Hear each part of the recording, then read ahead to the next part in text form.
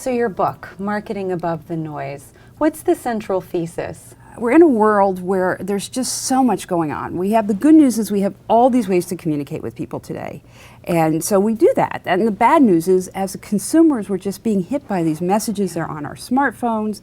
We now have our fitness trackers that are starting to send data back and forth. Our cars are on the internet. So all these devices are sending messages, and marketers are getting in front of all these different ways and sending things out there. So consumers are just overwhelmed. There's just so much noise. It's as if you are sitting in a large cocktail party and everybody's talking at once. And so to get heard, you start talking louder and louder, and that just adds to the noise.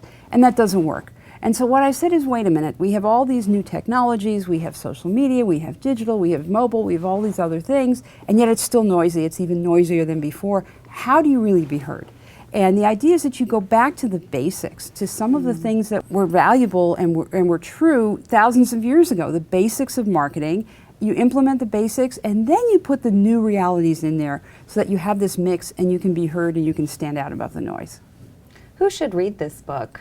You should read this book. Well, certainly anyone involved in marketing, whether you are leading a marketing department, or you are a marketer, or you're a student who possibly wants to get into marketing. But I also think executives and small business owners, CEOs or COOs, someone who says, how do I get my marketing people to be more effective? How do I get my marketing effort to be more effective? So anyone who has an interest in finding out how to really use marketing more effectively to build their business.